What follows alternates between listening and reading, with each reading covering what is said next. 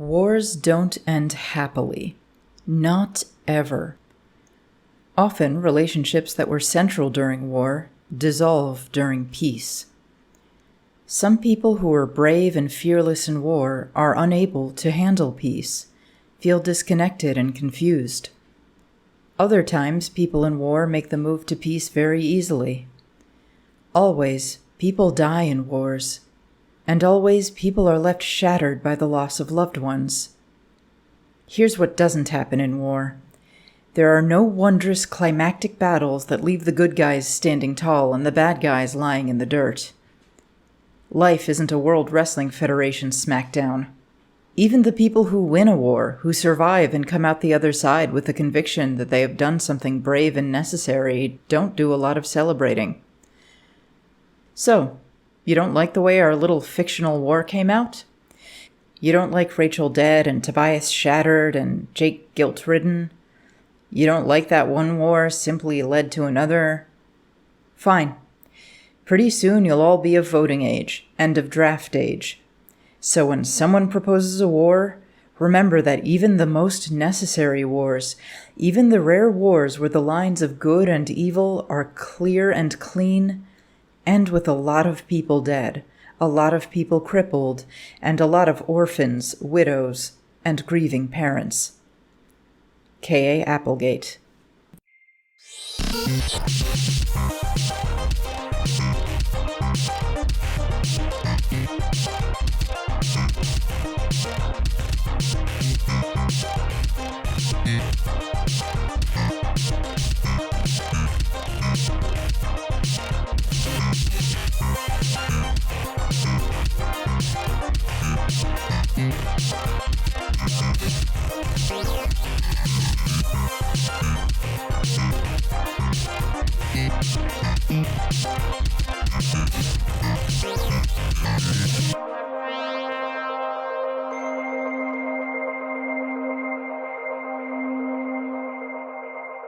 Welcome to Write Good, the podcast that helps you write good.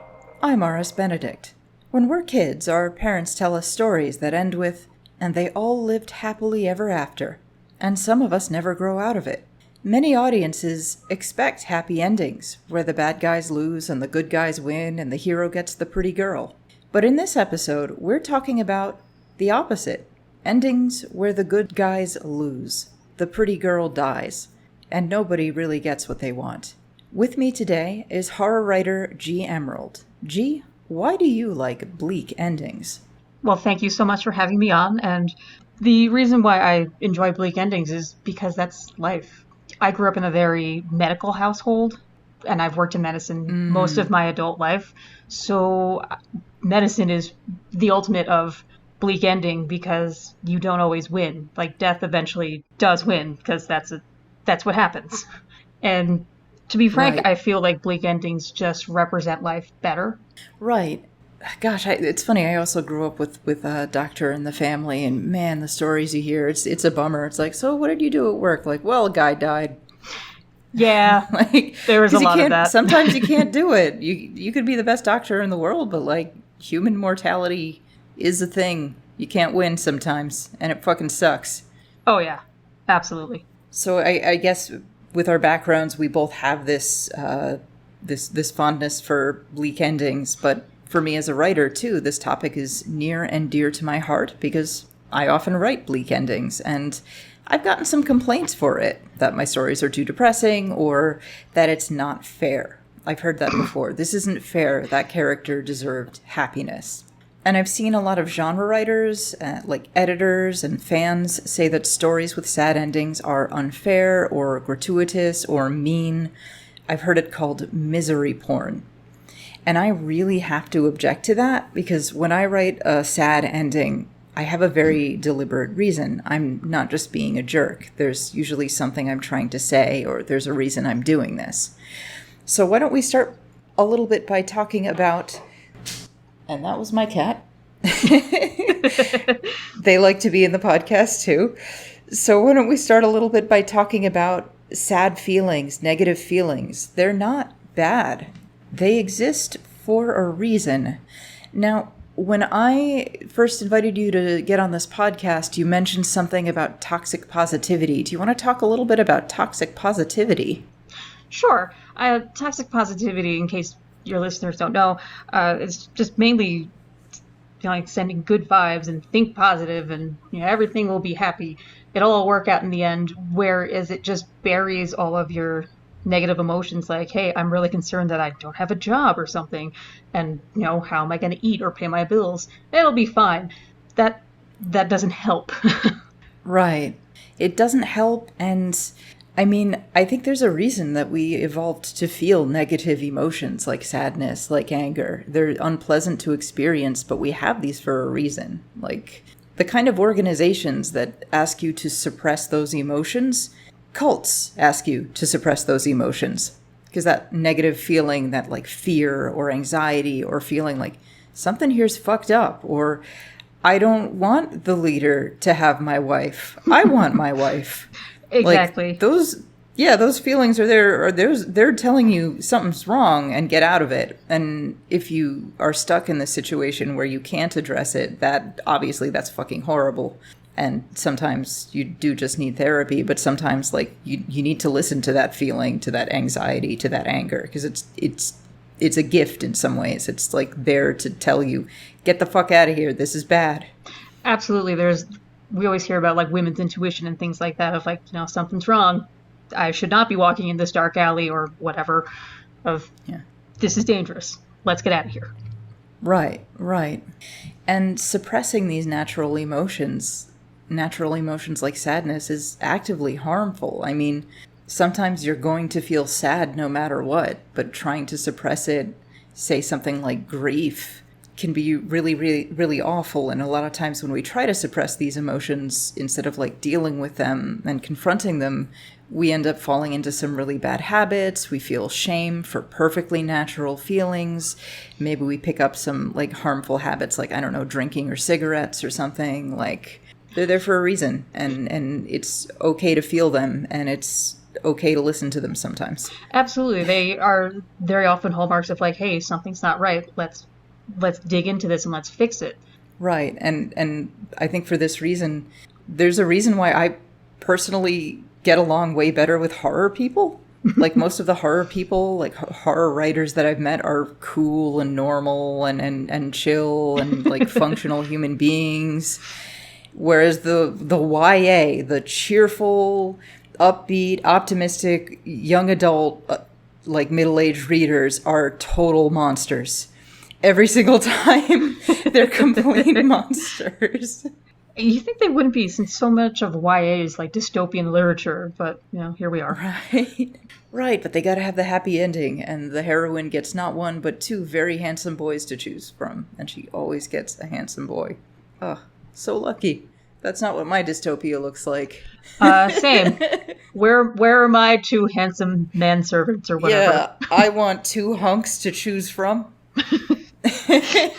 I want one to make me bread and cake, and the other to, I don't know, wrestle or something. I don't know. I don't get those.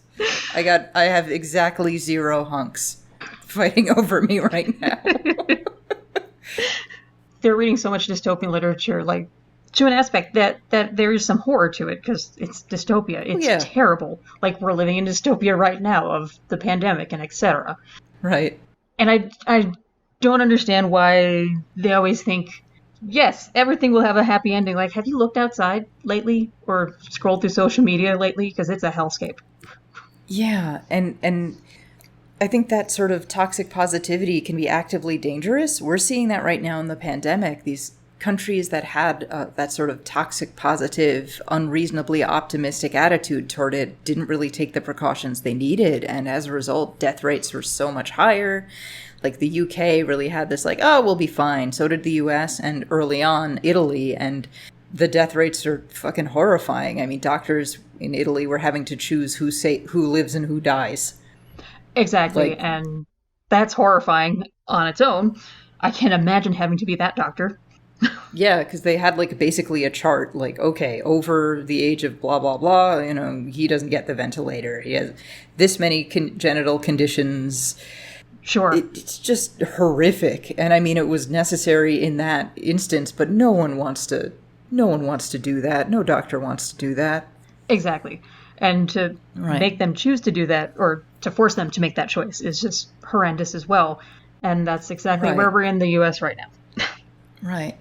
Whereas there were other countries that didn't have toxic positivity who, you could call it maybe more pessimistic or at least more realistic, and they took very strict precautions early on. An example is Vietnam. Vietnam has really, I think, not gotten enough credit for their response to the pandemic, but they knew this was going to hit them. They're right there next to China. There's a lot of trade back and forth. They knew that shit was going to hit them. And they knew that they don't have the resources in their hospitals, the ICU beds, to like put everybody on a ventilator. So they shut down everything super early and imposed very strict mask requirements and just dealt with it head on. And as a result, they have an incredibly low infection rate. And they reported 0 deaths, which is shocking. Sure, and absolutely, like, kudos to them. And God, I really wish we would learn from them. Yeah, I wish we were that smart. Same. Now, there was a study I saw that found that horror fans, people who like kind of bleak, heavy, scary media, are actually handling the whole COVID-19 pandemic way better than everybody else. So zombie movies, I think, taught us a lot about dealing with plagues. Absolutely. We see, like, okay, that person's infected. Let's not go near them. Yeah. And also the idea of like, oh, I'll be fine. No, you won't. Exactly. You can't just hide the zombie bite. Like, no, that's going to end up bad for everybody. Thanks, buddy. Yeah. Why'd you do that? Yeah.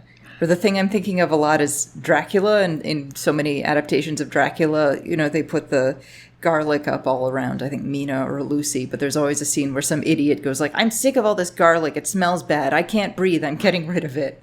Oh look, it's the anti-maskers. I can't yeah, breathe. Exactly. I don't feel like it, I don't like it. And then you get Dracula'd. Right. No one wants to get Dracula'd. Well, I guess some people want to get Dracula'd. Yeah. I would prefer that over COVID-ed, but yeah. So something you mentioned early on is the sense of realism. Now, in real life, a lot of the time, we don't get happy endings. Absolutely. Right. But I've heard people suggest, well, what's wrong with the lack of realism? I mean, it's fiction, right? It's fake, so why not be unrealistic? A big part of this is like, let's use Disney as an example, the happily ever after. Like, relationships take work, they take communication. It just doesn't stay this like, yeah, and we're in love forever, hooray. No, there's going to be issues down the line. Right. And the real happily ever after is technically death. Like, that's the end of it. Yeah, that's true. I mean, it's not like they're going to live forever. Right, and we never see that in Disney films unless they happen to be the parent and then they are killed off. Right. They never get old, nobody ever gains weight, nobody ever gets like a weird mole. Exactly. You know? No one ever gets a bad haircut or even just like, all right, fine. Right. You know, the Prince Charming never gets too into fantasy football. It's just too perfect. And I understand the need for some kind of escapism and the fact that, well, it's fiction, it's not real, but a way I think of it is it's kind of akin to like overly perfect bodies in media. Like, we all know how it's kind of bad for you to constantly be overexposed to media where everybody's physically flawless. Everybody's like super thin and gorgeous. Everybody has a six-pack all the time. Like, it fucks up your body image. It makes you look at your perfectly normal self and go like, oh my God, I'm disgusting. I'm a beast. And that can lead to really bad habits, disordered eating, or the opposite, just saying, oh, fuck it, I'm never going to look like that. It's cookie time forever. I tend to think that maybe there's a similar thing with relentlessly positive stories with happy endings all the time. You start thinking to yourself, hey, I didn't win. My story didn't end up happy. So maybe I'm bad. Maybe there's something wrong with me. Even though there's nothing wrong with you. You're just normal. You don't win all the time. Exactly. And like, I'm going to use an example of my real life. I run and I've done like half marathons and things like that. I don't win, but I still completed it. And that's what matters to me. But like, I'm certainly not going to be first place. I never will. Unless it's against, I guess, some geriatric patients, and that's kind of cruel. Right. Right. I mean, just completing it is still, like, that's still fucking awesome. Like, that's a lot of running. It is. It is. That's what, a half marathon, that's what, 10, 11 miles? 13.1. Jesus. Yes. Like, it's certainly something you train for. You don't just, like, wake up and, like, I'm gonna go. All right, let's do this. Yeah, like, I definitely could not run 13 miles, like, dead last or not. Not a few minutes in, and I'm like, nah, that's enough for me. I gotta... Sure. No, my feet hurt. But I mean, even if you look at the elite ones who are doing like 5-minute miles or something ridiculous, and even just watching them make those records and things like that, maybe they don't win an award, but that's still something of like, you did something amazing. I couldn't do that, so. Yeah. Like, sometimes you don't win, and sometimes bad stuff happens to you, and it's not your fault, and you can't fix it, and that fucking sucks, but that's, like, a huge part of life. And I think that's particularly big, particularly stark, if we're talking about the stories about marginalized people. Like, there's a big push in publishing, especially in speculative fiction, for greater diversity of writers, diversity of characters, and I think that's a good thing. But I kind of think that if you're from a marginalized background and you're telling a story that really reflects your real life, a lot of the time there might not be a really happy ending. Like, imagine writing a story, historically accurate story about being a gay man in the 1980s. Oh, yeah. There's not a happy ending there. No, generally there not. Was the fucking plague. It was like a genocide or something. It was so horrible. Like, the closest thing to a happy ending was some of us lived. Exactly. And that was it. And there's not really a way to sugarcoat that without being kind of fucked up. Like, if you were going to portray that decade as a good time for gay men, it would be, I think, kind of disgusting in a way. Like, when you try to do that shit, you end up with something like Disney's Song of the South. Sure. Where you've got, like, a black man on a southern plantation singing about how happy he is and how cool it was in the antebellum South. Like, it's really fucked up to do something like that. Oh, absolutely. And even there's a reason Disney put that away. Like, even Disney just went, no. No, that's gross. I mean, any sensible historian looks at that and goes, no. Yeah, you absolutely have to. It would be doing a disservice if you were to look at any time from a marginalized person of, let's go back to the HIV example of, like, no, this was horrible. You probably knew multiple people who died. Yeah. I mean, I think there was a 10-year period in The Village Voice where every single issue had an obituary section, just a massive obituary section. And this was just a small local newspaper that catered to, like, gay people who were young. The day that they had an issue with no obituaries in it, it was like, holy fucking shit. That was their cover story. No one died this week. Wow, that is horrifying. Yeah, it was just, it was such a bad time. And the idea of, like, I don't know, the idea of a writer trying to write about that time in a way that's truthful and just being told, this is misery porn, you know? Fuck you. Yeah, right? Like, this isn't misery, this is life. It's life, and it's cruel to, like, make somebody who lived through a thing like that try to suppress it and try to sugarcoat it in order to avoid upsetting somebody else. It's not fair to a person who's suffered like that. Yeah, absolutely. It kind of makes me think of, like, those plantation tours in the South where they try to, like, yeah, it was great. But, like, any person of color just be like, no, it wasn't. No. And I think it is kind of telling of, like, what history we kind of sugarcoat and which ones we don't. And it ties, I think, to the way, like, who it's still acceptable to oppress, who it's still acceptable to hate. Oh, absolutely, yeah. Like, Christopher Columbus statues and this whole, like, watering down of history. I mean, there's another story. How do you tell that story with a happy ending in a way that's, like, really truthful? I don't know. It's fucking heavy, man. Yeah, no, the only way to tell it happily would be strictly through Christopher Columbus's point of view, I guess. But for everybody else that was involved, no. Right, it was just, oh, God. Or maybe, like, this guy survived. Everybody else got fucked, though, like, which Right. isn't...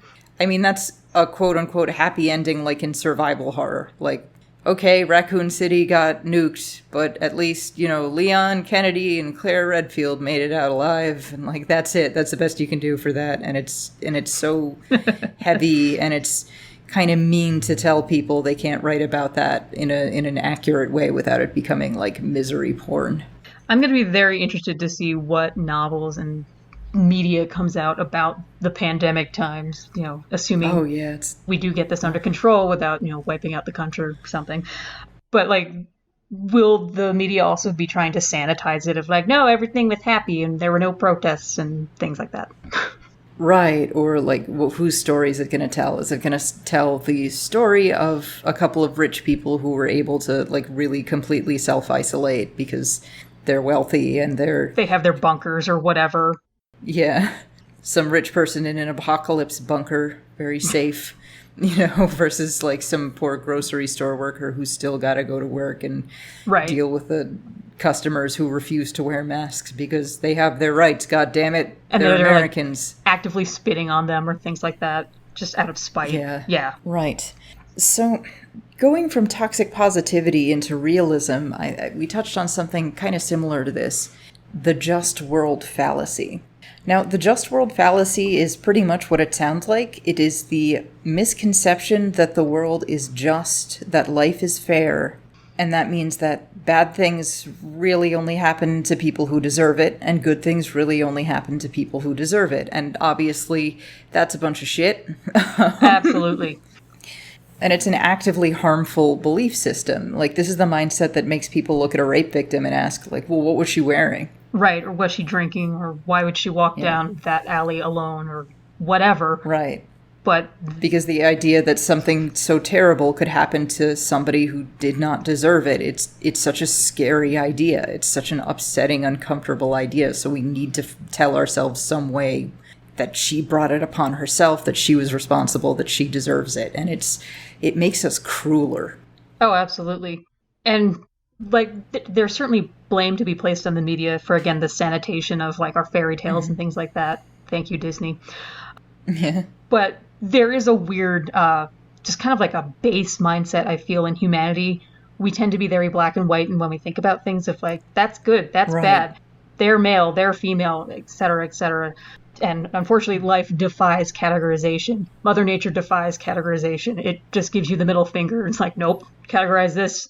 Like the duck-billed platypus. What the fuck is it? I don't know. Exactly. Or even if you speak to like a geneticist and talk to like how gender is formed in humans, you'll get like a 2-hour lecture. It's not simple at all.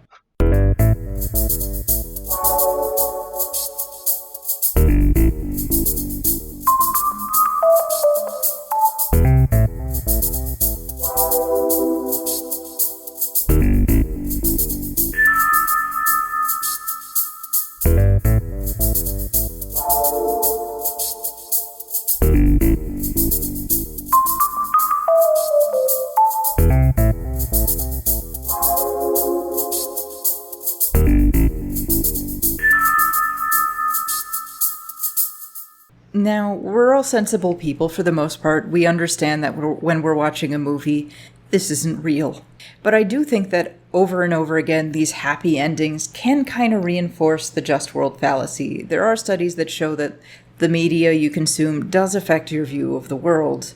And if you just keep seeing relentlessly, like, optimistic, happy endings where the good guys win, the bad guys lose, I really think that can affect your view of the world. Well, the world is fair. The world, something's gotta give, something good's gotta happen.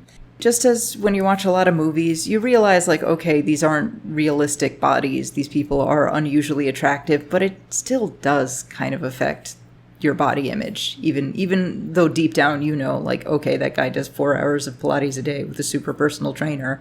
I'm a normal person with a desk job, I'm not going to look like that. It still kind of sticks its way in there, and it still kind of fucks you up. Oh, absolutely. And I certainly have body issues. Probably every woman in the United States, at the very least, has body issues. Every woman does, and probably a lot of men too. Oh, no, it absolutely has been affecting them more and more, particularly with like the superhero movies that have come out with the they've been dehydrated for days, but so you can see every muscle on them. Right. Right, like that Zac Efron thing where people are like, I can't believe how different he looks. Like, yeah, he looks awesome now. He looks way hotter. The after picture, he looks like a human. Right. He looks like a man who's capable of having fun. Yes. You look like a real human as opposed to a mannequin. Yeah. And I find, and I'm going off, I'm thirsting now about, like, scruffy Zac Efron. But, like, post-weight gain, you know, Zac Efron, like, he looks more human, and I feel like there's more of a sensuality to a person who looks like they're actually capable of pleasure. Yeah, versus sure. the severely dehydrated ab monster person. Like, yeah, they're working out, but, like, you know, they're fucking miserable. Right. You know, you can't go to dinner with that guy. You can't go to drinks with that guy. He'll be like, I can't have the carbs and alcohol. I'm sorry. I have to eat like one sardine and a leaf, and that's it today. That's all I got for you. Exactly. Like, post-weight gain Zac Efron, like, hey, let's go get French fries. Hooray. Yeah, that sounds awesome. Let's eat pizza and make out. Oh God, I think he's fucking hot now. So good. But anyway, getting off topic, with beardy Zac Efron, with scruffy Zac Efron. I really do think that this relentless onslaught of unambiguously happy endings can kind of make you look at your own life, and when you don't succeed, you think like, well, what's wrong with me? Exactly. And because of media doing this, we have this weird like background radiation of like, yes, good guys will always win. Again, no, they don't. Just look out on social media or, you know, the presidency, etc. Or read a fucking history book. That too. Read a post-middle school history book, dude. Yeah, just read anything that looks at the world. Yeah. Even just looking at a science book, right. You can be like, all right, yeah, there's messed up stuff here going on. Right. There's a wasp that can only reproduce by shoving its eggs into a caterpillar, and then the eggs eat their way out. That's not great. Again, Mother Nature just being like, don't care. There's nothing cool about or normal about that. That's, ugh. Anyway. Moving on, I've also heard people suggest that, yeah, I know they're not realistic, but I kind of need escapist fiction, escapist media with relentlessly happy endings for self-care. Like, hey, I understand that right now. Life is hard. The real world sucks a lot, and I totally understand. I'm going to put on a fluffy movie and forget about the real world for a couple hours. I get that. Like, absolutely. I do that occasionally. I think my self-care right now is watching The Floor is Lava. And to a certain extent, yeah, there's some self-care that is important and necessary just so you can function. Just like take a load off and cheer up for a little while. But there's an issue with self-care. Like, I feel like as a society, we've emphasized self-care as the solution to everything. And it's a very individualistic, a very consumeristic solution to what are structural problems. Like, an example is if you're having a lot of stress at your work, you know, self-care would be like, take a hot bath sometimes, do some breathing exercises at the office. Whereas a structural solution that is sort of group-oriented and gets to the heart of it might be organizing for better working conditions. Absolutely. And unfortunately, capitalism has really taken self-care to a very consumerist, consume level, where it's like, hey, buy this face mask so you can chill out after work. Like, okay, cool, if you want to do a face mask, that's cool, whatever. But you absolutely do have to be looking at, like, is this actually helping me? Like, right. You know, looking into your office conditions. Or I took a class basically on happiness. It was a free course that I was like, I'm bored. I'm in quarantine, so let's do that. Okay. And they talk about the things that truly make you happy, which is not, you know, items, money, etc. Right. It's more of like, you know, meditation or like kindness, reaching out to a friend, taking a walk in nature, exercise, sleep. So like doing something like that and savoring being in the moment, being mindful, that's going to help you feel happier than, you know, buying the face mask or the bath bomb. Right, right. And self-care, I mean, the root of it is the word self. It kind of becomes this narcissistic me. instead of encouraging you to like meet other people, well, maybe meeting other people isn't a great idea right now, but to connect with other people in some socially distant, appropriate, safe way and sort of help other people. Like a thing that I found very helpful during the pandemic is helping other people. I've been doing like some volunteer work at a food bank. And for me, that's done a lot more to sort of help my mental health than like stretching. No, absolutely. And lipstick. Charity work is a great way to increase your happiness as well. That was also spoken of in the class. But yeah, like working towards some sort of change will ultimately make you feel better than lipstick or etc. Right. And while I understand the desire to sort of escape the real world, because the real world sucks sometimes, I think it can kind of become this vicious cycle. Like the real world sucks, so you escape to happy media. And then everything in it is so good and beautiful and perfect and wonderful that in comparison, the real world even looks just shittier. It looks even worse. So then you're even less able to deal with it. So then you need to rely on escapist media even more.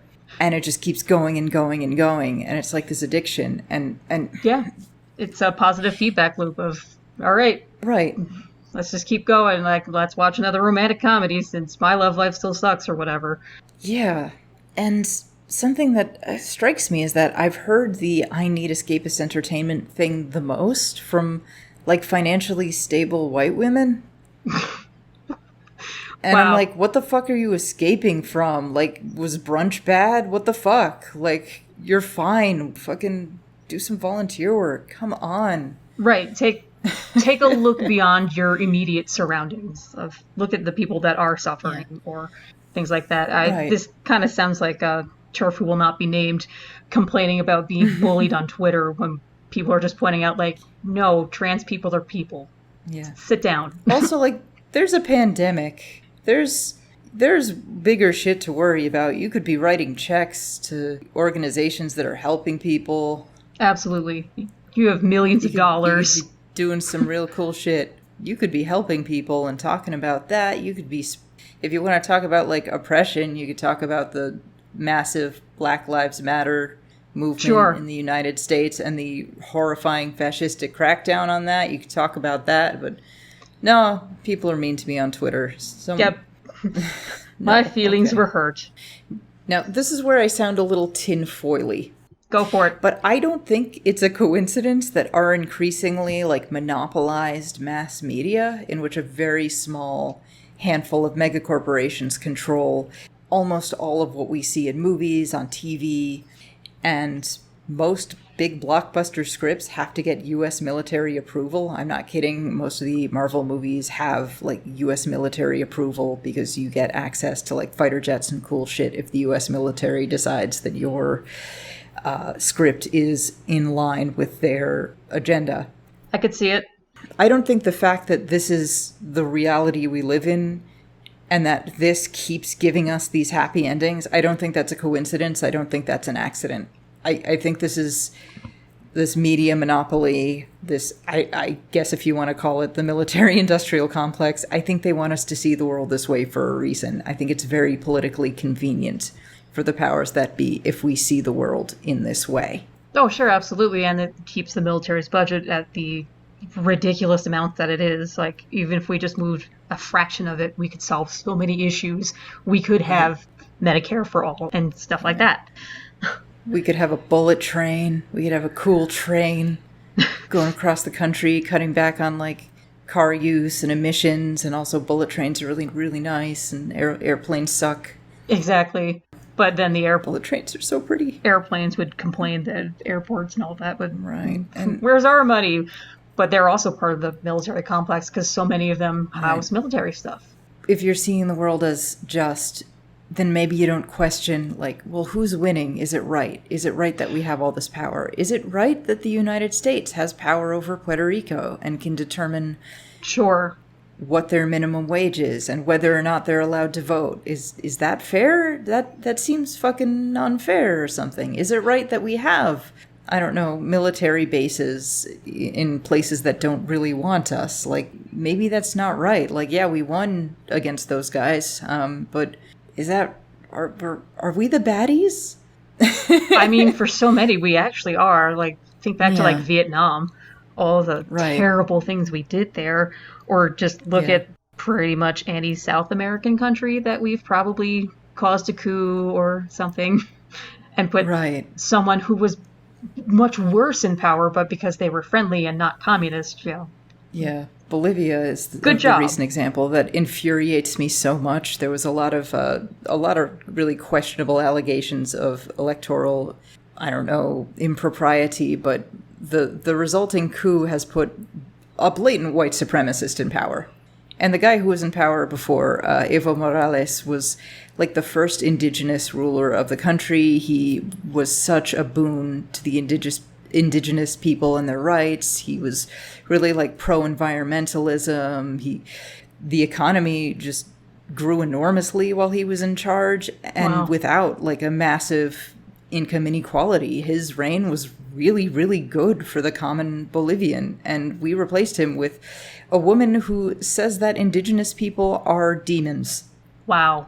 Like, that's blatantly a fucking white supremacist. Yeah, that's exactly what I expect from America, actually. That's not the good guys winning. And it's just, it's horrible. And thinking about it makes you very sad. But it's like, this is a thing we need to confront, because if we ignore it, we keep allowing it to happen. Exactly. We keep making excuses for it. Right, and we've refused to face it head on. Like, we don't really go much into South American history when you're taught world history. The fact that you have to be taught world history in like 10th grade and that's it, as opposed to the American history, which is forever in schooling. Right. And something that strikes me too is downer endings can genuinely change people's political opinions and influence society for the better. Like, back in the 80s, they had the threat of mutual assured destruction, the threat of giant nuclear war. Sure. And one thing that genuinely made Ronald Reagan kind of come back from the brink and start pushing toward disarmament treaties was a cheesy made-for-TV movie about a nuclear holocaust in the United States. And I've seen, I think it was called, was it The Day After Tomorrow? Which, I forget the title, but I've seen some of it, and it's very 80s. It's very TV. It's super corny, really bad special effects, but it's just this incredibly bleak series about like these nice young people. Some of them die, and some of them get radiation poisoning, and some of them like suffocate or they eat something that's irradiated, and just society's just crumbling. And watching this on TV made the fucking president of the United States decide, like, maybe global nuclear war is a bad idea. Wow. It's sad that was necessary, but like, if that had ended with some happy ending, it'd be like, oh, never mind, global nuclear war rocks, we'll be fine, it's cool, Let's do it. It's great. Let's press that button. I kind of wonder now if, like, had we made like a movie about like the HIV epidemic, maybe he would have actually done something. Maybe. Instead, we ended up with Rent. Ugh. Yeah. I don't know. That's what we got. Like, sing about it. Yeah. I don't know. Yeah. I feel like the guy who wrote Rent was an HIV positive man who did eventually die of it, so I feel bad in that aspect. But yeah, Rent's not a great representation. It's not the best. It has not aged well. No, not at all. Especially not aged well because everybody just looks at it like, these guys are just not paying their rent. Why? Just pay your rent. Yeah, it's very Gen X versus a millennial who's watching it. It's like, your mom's on the phone just to tell you she loves you. Why are you upset about this? For real, yeah. There's so much. Like, so much she's that just doesn't saying, work I hope you're anymore. okay, sweetie. Exactly. And they're like, oh, fuck you, Mom, for caring if I live and die. And their art is terrible. Yes. It's bad art. You gave up a nice, secure lifestyle to make terrible art, buddy. Oh, man, the performance art that, like, Maureen does, it's, wow. It's like, you give artists really a bad name. Stop it. You gave up a nice apartment for this. Fuck you. You fool. You could do this on the weekend. This is a hobby. It's fine. Right. And you're living in this big artist space that, like, your friend gave to you, basically, but you're not going to pay him, like, the rent. Why? Yeah, it's not like they're squatters in some, like, luxury condo made by some evil real estate developer, right? It's like, basically, they're the douchebag who's been couch surfing on their friend's apartment for way too long and won't help out. Pretty much. They're like the guy who you're like, yeah, you can stay with me a while till you get on your feet, and then, like, 6 months later, he's still there just eating all the food in your fridge. And you're like, I'd like you to get a job. And they're like, come on, man. Not all of us are slaves to the system. By the way, we're out of peanut butter. Yeah. Like, God fucking damn, no. Those people, like, I refuse to get a job because it's part of the system. Like, I get that, but you still need to pay bills and stuff. You eat a lot. You're expensive. Please leave. I'm not going to say the whole quote here. I'll probably put it at the beginning of the podcast, but I think it's worth thinking about KA Applegate's letter to fans who didn't like the downer ending to her Animorphs series. And some fans wrote saying, "Oh, how come you ended the series so sad? All these characters that I liked didn't end up together, and people were miserable." And she said, "Wars don't end happily, not ever." And she's absolutely right. KA Applegate's a fucking badass. I love her. Oh, absolutely. The Chad, KA Applegate. Yes. Oh, much prefer her to some of the other ones. Yeah. Yeah, she's absolutely right. Like, even the war that was, good and bad, where World War II, we're like, okay, we're all in agreement, Nazis were bad. We dropped a nuclear bomb on Japan. Yeah. Like, and even, like, the victors come home just totally shattered. Oh, absolutely. We talked about PTSD a little bit more recently, and we talk about PTSD a lot more with Vietnam, but, like, the World War II veterans, man, they had some fucking problems. Yeah. Drinking, domestic violence, just total inability to emotionally connect with their children, like... Yeah. It fucked him up. Even when they won, it fucked him up. It's right. hard. It's bad. War is horrible. You will see horrors. There's a reason why there's things called war crimes and such. Yeah. Was it World War II or World War I where we started doing mustard gas? Because I think that was World War I, yeah. Either way, we probably used it in the sequel as well, and it's just horrible to hear what that stuff does. Even if you were justified and followed all of the rules of engagement and didn't commit war crimes and won, you're still going to get fucked up because seeing people die sucks, and having to shoot another person really fucking sucks. Even if they're Nazis, it fucking sucks. So, right. like... And I respect KA Applegate for considering that when writing that. She wasn't just making entertainment. She's saying, like, look, if I tell the story of a war that's, like, unambiguously cheerful, what message am I sending to these kids? Absolutely. Because these kids are going to vote someday. Right. And maybe that's why our generation is what we are, to an extent, of just very, like, eat the rich, let's get these people out of power, right. Let's defund the police, let's look into why our military budget is what it is. Like, do you really need $5 billion to make one fighter jet? Probably not. Something I do want to point out, the Hays Censorship Code that was proposed in, I think, the 1930s, but during the mid-20th century, the film industry was really tightly controlled by this censorship code, the Hays Code. And the Hays Code really tamped down on open depictions of sexuality, open depictions of queer characters. You really couldn't have an openly gay character in movies in the 1950s. I think it was until the 60s or 70s that started, like, opening up a little bit more. I mean, you couldn't even have an interracial relationship. Oh, you couldn't, yeah. Right. Which really messes with a lot of films of Othello, which is why we see a lot of blackface back in the day of just like, why did Laurence Olivier do this? Like, he's better than this. But it's because of these miscegenation laws, the part of the Hays Code and all that. Right. And one big part of the Hays Code was that you have to have a happy ending in which justice is served. You can't show the bad guys getting away with it. And the fact that this extremely conservative, anti-queer, racist censorship code also mandated happy endings. Like, I think there's something to that in a very, very big way. Again, I do not think that is a coincidence. I think it's deeply conservative, and I mean in, like, a small c conservative way, to demand happy endings, because unhappy endings tell us that life is not fair. And that's really subversive. It's saying, well, maybe things should be different. Maybe we need to fix things. Maybe we need to change things, because the way things are now isn't good enough. Right, because if we believe in this just world fallacy, then we'll think, hey, everything's going to turn out okay. Going back to toxic positivity and all that. But no, we need to look at what's going on. Right. We have these symptoms. We now need to look at the disease and how to get it out.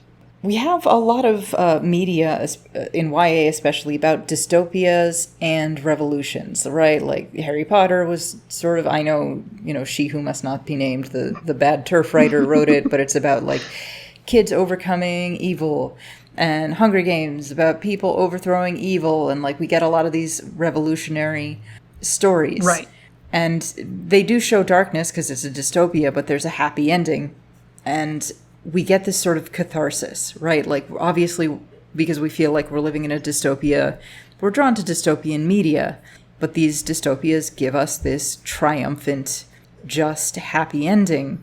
And we get this sense of catharsis. But I'm thinking, like, maybe we shouldn't get that catharsis from movies all the time. Maybe we should get it from real-world action. And I'm starting to wonder if all of these, like, happy revolution movies, they kind of sublimate that catharsis. They sort of take away that catharsis and give us a substitution when maybe we should be getting it from real life. Sure. And that's not to say, like, go have a revolution. Those are easy. Because they're super fucking hard and you might get shot. There's a good chance you will get shot. But I don't think it's like triumphant and a good thing for us to get that catharsis in so much media. I think it's a lot more important and more valuable to sort of almost deny it to us so that we have to do it in real life. Absolutely. And probably a big part of that catharsis with the movies, at least, it's all so like neatly packaged of just like, and then the bad guy's overthrown and the end. But like there were systems in place that made the bad guy that brought them to this place. And it's like, well, what if the bad guy, the Dark Lord, what if he has children? What do you do with those? You write bad fan fiction. Do you go full on like Russian Revolution and shoot Anastasia, or do you let them live and get what they have in Italy, where Mussolini's granddaughter is an elected member of parliament? Like, which right, and flip a coin. What are you going to do? Or you get might get what happens in South America a lot, where the people overthrow an evil dictator, but then it turns out a lot of European and North American business interests really liked that shitty dictator. Yep. And don't like this new guy who wants to build hospitals, so they fund a coup. Like, maybe does Katniss Everdeen have to deal with that? I don't know. Like, maybe Pan Am is the way it is because they mine coal really, really cheaply, and some other countries and other like international businesses really want to keep things that way. Maybe this whatever equivalent of the CIA is in the future is gonna fucking launch a coup. I don't know. Yeah, absolutely. And they kind of touched it in the books barely, and it would have been smarter to like dig into that more instead of just, we made a prequel about President Snow, I think was the newest one. Right. But yeah, I would love to see more digging into of the actual nitty-gritty of it, because that could help us understand of like, all right, so, because we do get a lot of our problem solving from fiction, I feel. So if we see something similar, we can be like, okay, so maybe that might happen. Again, this kind of goes back to the horror people know what's going to go down in a plague. Of like, all right, yep, we know what to do. Yep, we know what happens when you take down the protective thing, that just because it's uncomfortable, you're Dracula or COVID-19, you're going to get one of those. Exactly. And you can't just like remove the one bad guy. There's that system in place that put him there. We should probably look into that as well and dismantle that. Yeah, and I think we've gotten into it so much. Like, it's gotten to a point where symbolic gestures have replaced meaningful progressive political actions. Like, after the first surge of like the first couple of weeks of protests, a bunch of TV companies took their old reruns of blackface episodes out of rotation. Sure. And it's like, okay, but what does that accomplish? Do you have like, have you dealt with the racism in your own organization? How about the fact that like, everyone on the board of directors at the company is white? Or how about is there an institutional tolerance for like racially insensitive microaggressions? Like, what kind of meaningful shit are you doing oh, we took out this old episode of Golden Girls. Like, what? Right. And no one asked for that. Nope. And actually, that no one asked for that. It wasn't even really a blackface joke. Yeah, no one in the marches was holding a sign that said, like, Betty White must pay for her sins. Like, no one was asking for this.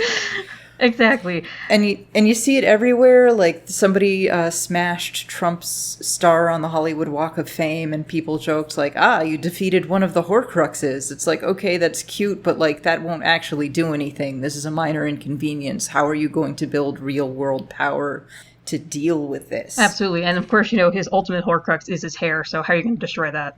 Right. I mean, yeah. But yeah, again, it comes to, like, we have to look at the systems. Symbolism is nice, but it doesn't do anything. Right. And I found there doesn't seem to be a correlation between people who like these happy, like, cozy revolutionary stories and between people who actually support or carry out direct action. Like, a whole lot of people who rooted for Harry Potter, who rooted for Katniss Everdeen, got really mad at the rioters fucking up the Target or setting a police car on fire. It's like, well, what do you think Katniss would do in real life? I mean, she would be shooting arrows at the Target. It's got a Target sign on it. That is what she would do. Exactly. But there's not a huge correlation between them. They'll root for Katniss and then be like, oh, but don't break that Target. Like, fuck, it's a store. Get a lamp. Who cares?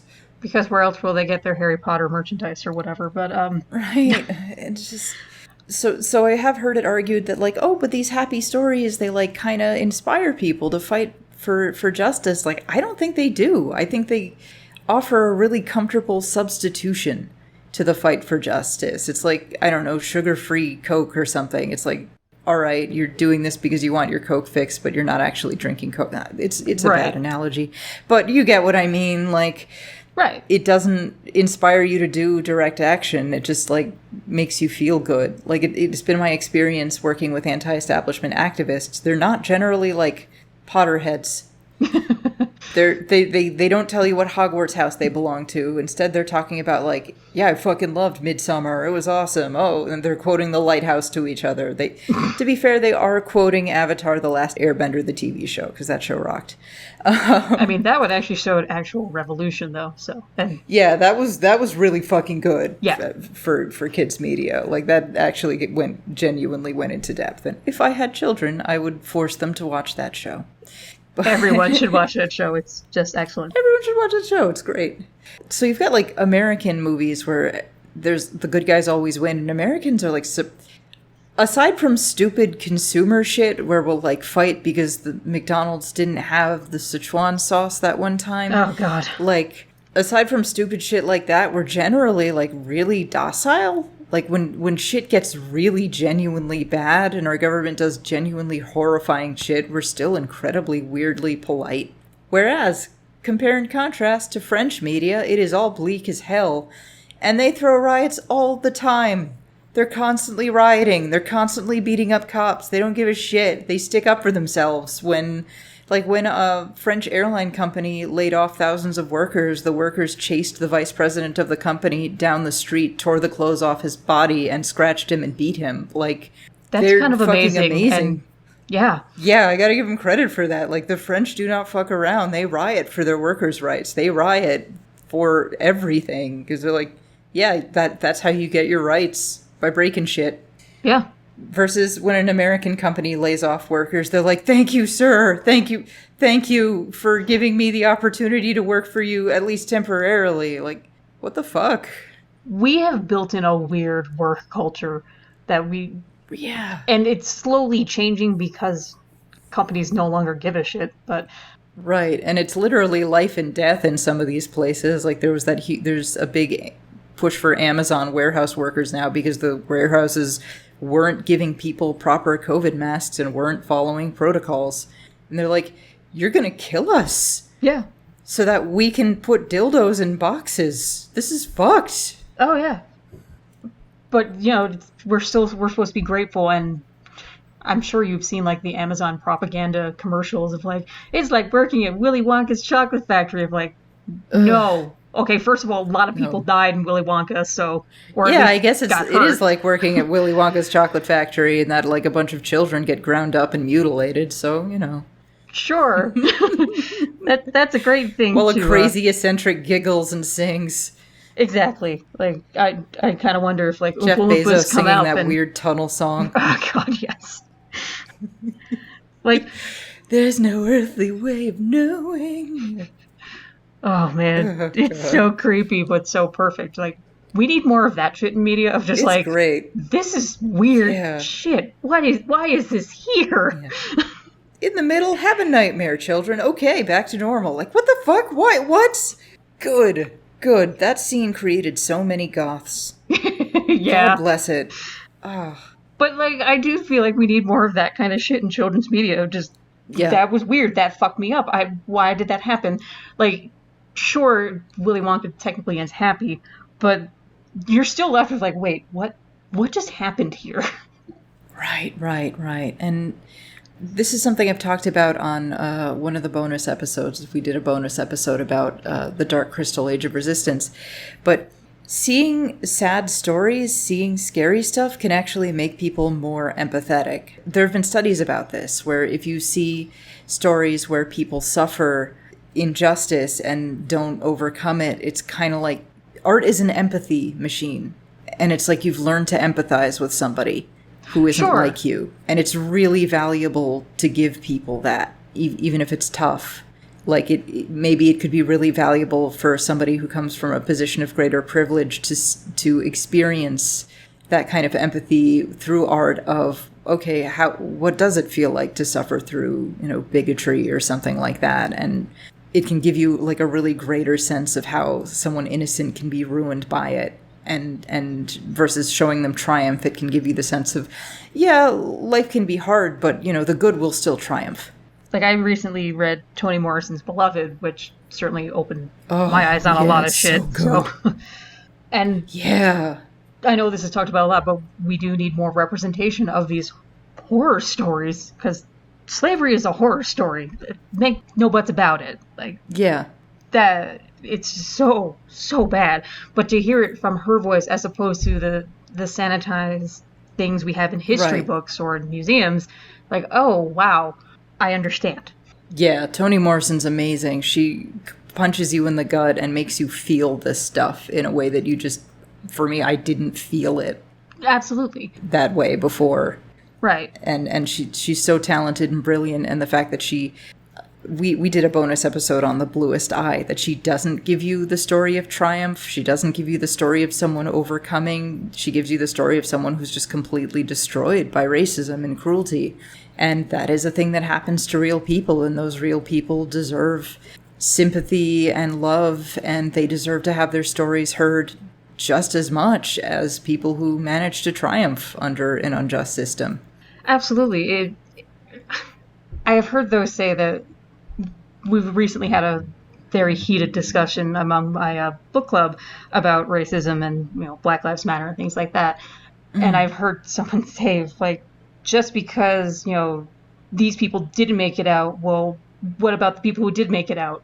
What about them? They made it out, but we still have this institution in place that suppresses so many people, that chews up so many souls and just spits them out and just sets them on this path of, fuck, what do I do? I have to survive somehow. Yeah, absolutely. And I mean, they're just as human as the people who made it. They're just as human as the people who overcame. Like, and it shows the startling lack of empathy. Like, oh, why should I care about these people who got chewed up? Like, because they were fucking people. Right. And it's like, how do you think you'd survive?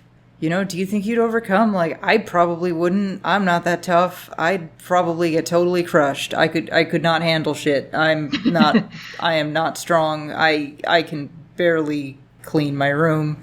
I'm just barely a functional adult. Like, sure. This idea of, like, oh, am I somehow better than people who didn't manage to overcome their circumstances? I sure as shit am not at all.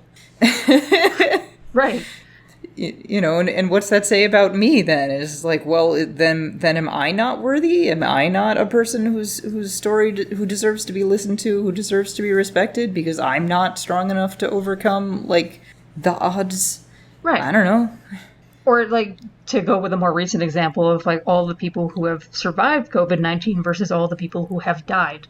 Like, just because Right. people survive does not wipe out the fact that a lot of people have died or have been left Right. with horrible consequences down the line. Like that New York Times article about the young woman, she was like 20s, who had a double lung transplant. Oh, God. Yeah, and not to be a downer, but, well, that's probably appropriate for the episode, but double Yeah. lung transplants don't have a great life expectancy, like maybe 10 years? Oh, no. That's on average. Like 5 to 10 is average. Oh, So God. maybe she will do super well and live a full, happy life, and I do hope the best for her, but Right. It's not super likely. And I mean, there are people have come out of it with brain damage. There are signs there that it might affect fertility too. sure. So even the kids who get it, maybe their lungs will be okay, but like, hey, you want grandkids? Well, tough shit. Yeah. Or the people in their 20s and 30s who are now having strokes because of it. Right. Like that, sometimes it doesn't leave lasting damages, other times it does. Right. And it's not purely based on like, oh, well, that guy was unhealthy. I'll be fine. I'm healthy. Like, no, you're seeing healthy people get like fucked up lungs and stuff. Exactly. And I probably don't look at the New York Times article because it shows the damage of the lung, but like even as someone who worked in an ER was just like, oh my God, no. I will wear a mask everywhere. I will wash my hands every time. Yeah. Yeah, I will scream, get away from me anytime someone comes near me. Pretty much. Yeah. And bringing it to the end, why don't we talk about a little bit about end of life care too? Because I think Sure. this idea of happy endings, it affects our end of life care. So many of the people I've spoken to in the medical field have talked about how very often families of the patients can't accept mortality. Like, Yeah. they can't accept, like, your 96-year-old grandma who's had 5 heart attacks is not going to make it. And it's just, like, the stress it puts on them is horrific, where it's like, you need to take catastrophic life-saving measures to save grandma. It's like, we can sort of keep her alive in a fucking horrible state Right. where it's not worth being alive at all. I guess if you want me to do that. Whereas if you have, I think, a more realistic mindset, you say, like, okay, pull the plug. Oh no, absolutely. The whole quality of life discussion that doctors have to have all the time with people. Like, look, Right. she's on a vent. She's never going to come off. Like, she's not conscious. Do you really want her to stay like this? Yeah, it is interesting hearing it from the patients versus from families, because I did work in healthcare too, and just families going like, no, you have to use heroic measures to keep this person alive, versus the person themselves is just like, I know I don't got a lot of time left. I'm going to enjoy what time I do. And I'm going to be realistic. I'm 80. I don't have much time left. I'm going to smoke cigarettes and drink bourbon because fuck it. Yes. They're not going to kill me. Something else is going to kill me. And it's like, that is the realistic person. And that person's probably going to be a lot happier Exactly. and suffer a lot less. Like, there's no sense in trying to extend your life if it's just going to be miserable. Right. Just going like, yeah, if I go down, don't let me go. Let me go. It's fine. I mean, there's a reason I've lived my life. I've had a good time. a lot of doctors have DNRs already in place of like, look, if something happens, just no. Yep. Because they know. I'm 90. Kick me out of bed. Put a young person there. I don't care. I'm done. Fuck, I'm so tired. Just, oh, God. And the pain it causes the families too, like, instead of accepting Right. what's going to happen, it's just like, oh, were we bad? Did we fail grandma? Like, grandma was ancient. Grandma was gonna fucking go. You didn't fail. Like, odds are grandma left behind specific instructions about this saying, like, no, just let me go. It's fine. Yeah. When you get to a certain age, you usually have those papers in place. Yep, and preparing for the end, accepting the fact that you will die someday, that saves your family a lot of stress too. Like, old people that have like living wills and might even have suggestions about how to do their funerals, they're like really saving their families a lot of stress versus the families who have to kind of figure shit out when they're under the worst kind of stress, the worst kind of grief, and don't really know what to do and just feel guilty and, oh, is this what she would have wanted? I don't know. Like, if you are a sensible person and understand, okay, I have limited time on this earth, let me write up a DNR, let me write up a living will so that when I go, it's not going to be as hard on my family because I am going to go. I'm not the Highlander.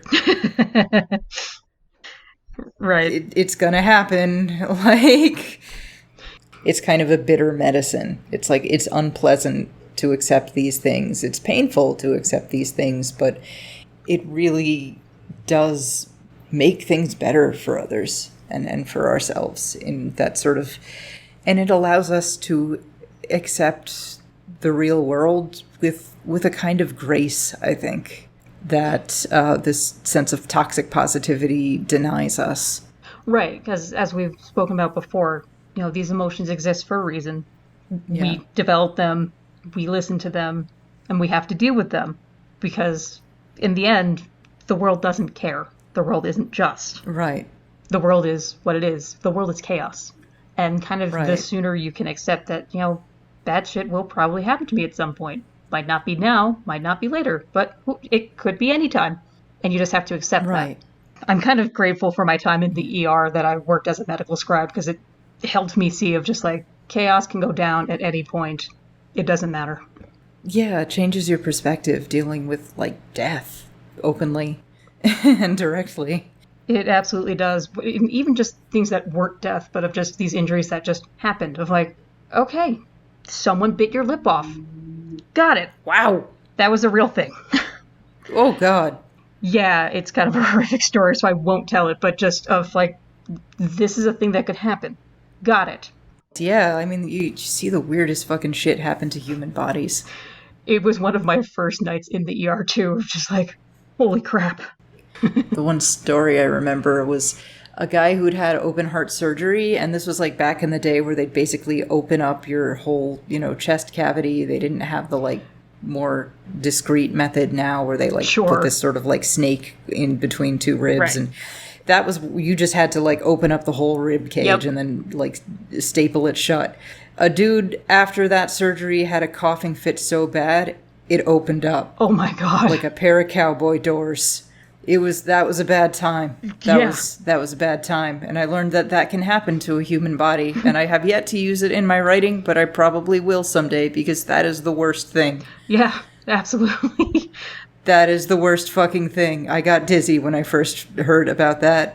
Family member saying, like, well, so that's what I dealt with today. And I'm like, fuck! I was not prepared for this over dinner, thanks. Yeah, I'm fucking eating. Why? Jesus. Oh. But finding that human bodies can do that is horrifying, but also oddly fascinating. And yes. That is just like, not your fault. You just coughed a lot. Like, you couldn't help that. Right.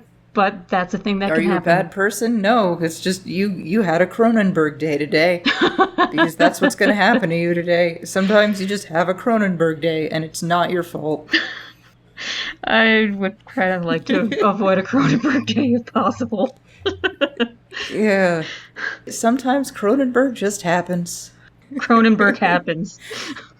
So why don't we finish this by, I guess we should do a spoiler alert, I don't know, spoiler alert endings.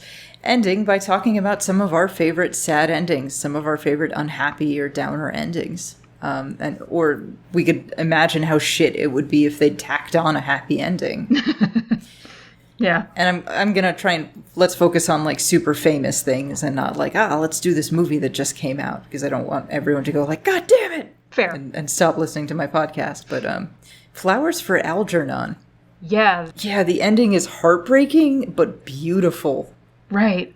Yeah. Like where he loses his intelligence, and I think it's implied that he'll probably die, and it's just like, it's so heartbreaking. Yeah, absolutely. But it's so like meaningful, and so many of the publishers that he pushed it to wanted him to give it a happy ending, and it'd be like, no one would remember this story. It'd be some guy took a pill and got smart. The end. Yeah. Like, there's nothing memorable about that. And it's such a great story, and it's just gorgeous, and also the idea of like, I mean, it's really about like power and that you can lose it. Yeah. Which, that's true of all of us, man. Right. We all kind of suffer a decline. Maybe you can lose your money. Maybe if your power's through your looks, you're definitely going to lose that at some point. Well, just overall, like, your body will fail you at some point. It might be in the form of, losing like Alzheimer's, losing your cognition, or maybe losing your paralysis, losing use of your limbs. But, your power, your body, is going to fail at some point. Even if you, like, eat a lot of vegetables and work out, even if you're vegan or paleo or whatever, there's going to be a point in your life where you pee a little bit every time you laugh. Exactly. And that's just going to happen. I'm sorry. Right. Or your knee's going to hurt when it rains or whatever. Yeah. It just occurs. Yeah. One for me, I'm going to go... I don't know if you ever saw I think it's like the 70s version of Invasion of the Body Snatchers with Donald Sutherland. Oh, I didn't see that version. Definitely watch that version because it's the best version, because I tried to watch the 50s version. I'm just like, this is so boring. It's really corny. But watching the Donald Sutherland version, spoilers, but downer ending, like everybody gets taken over. And I actually remember seeing this as a child and being freaked out for months. Like I could not sleep. Yeah. Plants are going to come from space and take over the people I care about. Yeah, something about movies from the 70s, like, they just make you feel extra bleak. I don't know if it's the color palette or the film stock or whatever, but, like, so many movies from the 70s have this unique power to just kick you in the balls. So many of them also had, like, bleak endings. Like, the 70s, we did have an era of, like, bleaker endings, even in sci-fi and things like that. And I kind of wonder if that kind of came out of, like, our endless wars with Korea and Vietnam. And it was like the party that was the 1960s was kind of coming down, and I don't know. The 70s was the collective hangover, I guess, maybe.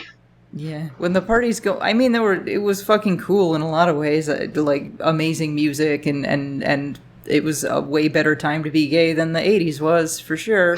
Sure. But I think people kind of started seeing that the party's going to be over at some point. I think they started realizing that was going to happen, and then, like, Reagan. Sad endings that are unhappy endings. I mean, Shirley Jackson's The Lottery. Imagine if Mrs. Hutchinson was just like, no, I'm fine now. Yeah. Like, she catches the rocks and throws them back. Like, what the fuck is that story going to be? Or, like, Kafka's Metamorphosis. Like, oh, I'm a human again. Okay. Yep. Everything's happy. I was a cockroach for a bit, but I got better. He goes on a quest and defeats the sorcerer who made him a cockroach and hooks up with some, like, sword bikini warrior maiden. I don't know. Not so much. The chainmail bikini.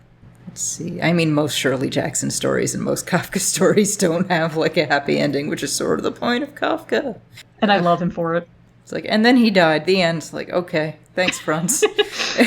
Yay! Thanks, Franz. I feel uplifted.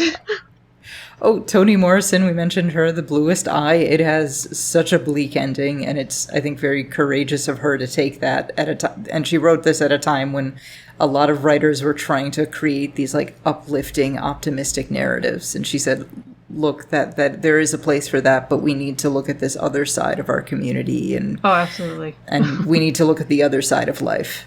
Right. Like, you need to see what this is doing to me, to people like me. Dr. Strangelove, I mean, holy shit, brilliant. Yes. And I mean, the whole point, well, not necessarily of Dr. Strangelove, but Doomsday movies were so much about, like, cautionary tales. And a tale isn't cautionary if it ends happily. It defeats the point. Right.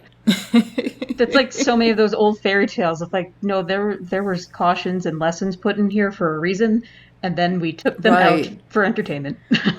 Right, like the original Little Mermaid, like the whole thing is about, you know, don't try to become someone you're not to make somebody else love you, because you're going to be miserable and it's not going to work. And, like, that's a really valuable moral. Right, and actually really progressive, all things considered. Like, from when this came out of, like, no, you can change, but only to an extent. And I do think part of it, too, is that it was partially about, I think Hans Christian Andersen was gay, and part of it was about him just being in love with a straight man and kind of, like... Okay, I could see it. Right, and just, like, stressing about that and trying to wish yourself into something else or trying to moon over someone who's just not into you. Like, that's a source of suffering. You gotta let it go. That's not gonna happen. You can't turn yourself into a mermaid. We'll go with the reverse of this. Right. But... the thing ends up as fucking sea foam. Don't stab him and his wife. I guess that's the moral of the story. I don't know. Whatever. Yeah. Let's see. I loved what they did with the ending of the film version of The Mist. Yeah, Like, they made it yes. even It's so bleaker than bleak. Stephen King's original novel, to the point where even Stephen King told the filmmakers, like, holy shit, you guys. Yeah. That's fucked up. This rocks. Well done. Yeah, like, that's gotta be really high praise coming from King. Oh my god, when I saw it, I'm like, holy shit, that's so good. And seen people going like, oh, that's so unfair. I'm like, yeah, that rocks. It just kicks you in the face, Exactly. the ending of that movie, and God bless them for having the courage to go with that, to just go with the bleakest possible thing. My college roommate would, like, specifically subject people to that film, and she said she's gotten punched in the arm multiple times at the ending. Yeah. Oh my god. Oh, it's so good just to see it in an era when, like, so many movies they want to please the crowd, and it's just like, fuck you. Exactly. Fuck you, crowd. And, we kind of need to stop doing that, of just pandering to the lowest common denominator. Like, I don't care if they want it happy. Yeah. If that doesn't fit the story, it doesn't fit the story, and it isn't going to work. Yeah, it's like, you've had enough cookies, eat a vegetable. You're a grown-up. Exactly. Take your medicine. Come on. If you're coughing so much, take your fucking medicine. It tastes bad. Take exactly. it. Take your terrible tasting Robitussin. It's good. Sometimes it's good to be sad, and sometimes it's good to be bummed out. And I guess that is the thesis of this episode. We've talked for quite a while, so I think I'd better wind things down so that I can let you go. But before we go, where can our listeners support your work? Currently, you can find my story, The Crowned King, in COVID-19, or it's called The Unknown COVID-19 Charity Anthology. You can find it at Barnes & Noble or Amazon or any of the big guys. Although, if you want to support an indie bookstore, you should do that too. It can be found there as well. Hopefully, I will have more stuff coming out in future anthologies, but I'm still waiting to hear back. Okay, cool. And you said that that's a charity anthology? Yes, all the proceeds go to a charity to help local artists. It was put together by local, well, she's not local anymore. She lives now in Utah, but an author who is trying to help artists and authors in we're not really Midwest, what are we? Whatever the Colorado, Utah, Nevada, etc. area is. That area, the West. Pretty much. Ish. Whatever the West, is. not yet the coast. Rockies. We'll go with the Rockies. Yeah, the Rockies. Yeah, all right. Well, that's cool. I'm imagining that writers and artists are not having a good time in the pandemic either. It's not a time when people really want to buy art, really, so much. Like, world's on fire. Please buy my painting. Like, right. No, we gotta go hoard toilet paper because toilet paper. Yeah. We gotta buy toilet paper and masks and hand sanitizer and I don't know. And a lot of people are out of work. It's a rough time for a lot of people. Right. Especially for those who can't work, and I can't even imagine trying to find a job in this current situation. Oh God. Yeah, like, how do you can't even shake people's hands in a job interview. Like, what do you do? I don't even think they'd have an in-person interview. It would have to be like over the internet, like Skype, etc. Yeah. Microsoft Teams or whatever. Oh God. Try and do a Zoom interview and you get, like, Zoom bombed. Yeah. Oh God. Where a bunch of rowdy teens come in and start, like, calling you mean names. Or showing you their butt or whatever. Yeah. Right? Not a great time for a lot of people. But anyway, I think that is it for this episode. Thank you so much for coming on. Thank you so much for having me. This was great. And thank you, listeners, for listening. If you like what you heard, head on over to patreon.com/writegood and subscribe. Supporters get early access to episodes, bonus episodes, some of my own short fiction, and access to the Kitty Sneezes Discord, where you can suggest episode topics or have group write-in sessions. And be sure to join us next time when we talk about the art of translation. Until then, keep writing good.